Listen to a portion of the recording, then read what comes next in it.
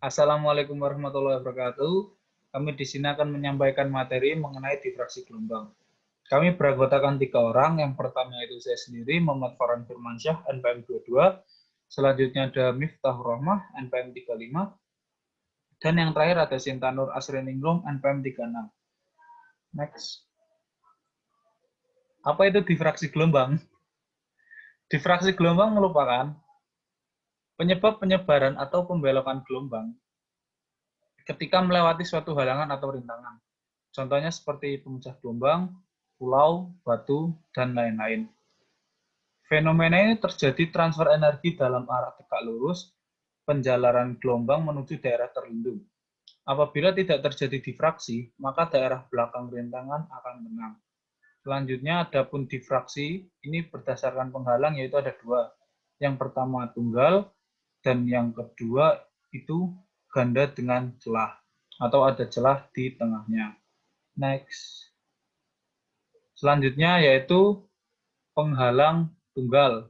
Di bawah ini merupakan skema dari penghalang tunggal, di mana L merupakan panjang satu gelombang, kemudian titik P merupakan ujung dari rintangan, di mana tinggi gelombang tergantung jarak titik A terhadap ujung rintangan atau titik P.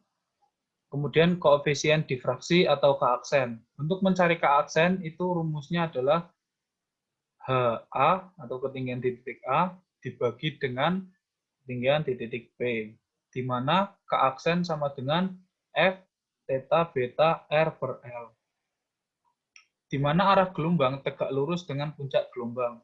Nah, ketika arah gelombang itu menabrak titik P, maka yang terjadi gelombang itu akan membelok seperti busur. Kemudian didapat theta dan beta. Dan juga kedalaman di busur ini dianggap konstan. Next. Selanjutnya ada penghalang ganda dengan celah. Jadi di bawah ini merupakan penghalang ganda dengan celah. Nah, di sini tuh kita akan mencari keaksen dengan menggunakan grafik yang dikembangkan oleh Johnson. Bisa dilihat pada buku pantai, yaitu halaman 84 sampai 90. Dari gambar ini, maka itu merupakan seperti satu tipe, yaitu tunggal, di mana arah gelombang tetap tegak lurus dengan puncak gelombang. Jika lebar celah imajinernya lebih besar 5 kali panjang gelombang, maka difraksi ujung tidak saling mempengaruhi, sehingga dihitungnya tetap menggunakan yang tunggal. Jadi, rintangan 1 menggunakan tunggal dan rintangan 2 juga menggunakan tunggal. Tetapi, jika saling berdekatan, tetap menggunakan penghalang dengan celah. Penghalang ganda dengan celah. Nah, jadi dengan ini, di tengah ini ada arah gelombang, kemudian masuk ke celah, kemudian airnya itu membentuk seperti ini. Oke, next.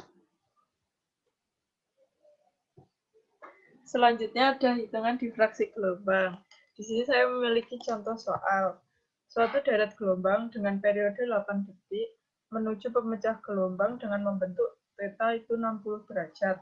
Kedalaman air di belakang pemecah gelombang adalah 10 meter dan dianggap konstan. Hitung tinggi gelombang di titik A yang berjarak 140 dari ujung pemecah gelombang dan membentuk sudut beta 30 derajat terhadap puncak gelombang. Tinggi gelombang di ujung rintangan adalah 2 meter. Nah, di sini saya sudah menuliskan diketahuinya. Ada periode 8 detik, theta 60 derajat, D-nya itu 10 meter, beta-nya 30 derajat, R-nya 140 meter, dan HP-nya 2 meter. Yang ditanyakan adalah HA. Jadi yang pertama kita mencari panjang gelombang datang, yaitu LO. Nah, LO sama dengan 1,56 dikali periode kuadrat sama dengan 1,56 dikali 8 kali 8 sama dengan 99,84 meter. Selanjutnya, perbandingan kedalaman dengan panjang gelombang, itu D per LO. Itu 10 dibagi 99,84 sama dengan 0,102. Nah, di sini setelah itu kita melihat dari tabel L1. Nah, itu nanti kita menginterpolasi untuk mendapatkan D per L-nya. Nah, ini yang akan kita interpolasi itu yang ini 0,100 dan 0,1010. Nah, 4 ini yang akan kita interpolasi. Nah, setelah itu kita mendapatkan D per L-nya itu 0,14115. Setelah itu L-nya 10 per 0,14115. Itu ketemunya 70,84 meter. Nah, RL-nya itu 140 dibagi 70,84 sama dengan 1,98. Nah, setelah itu dibulatkan menjadi 2. Untuk tabel aksen itu ada di halaman 82.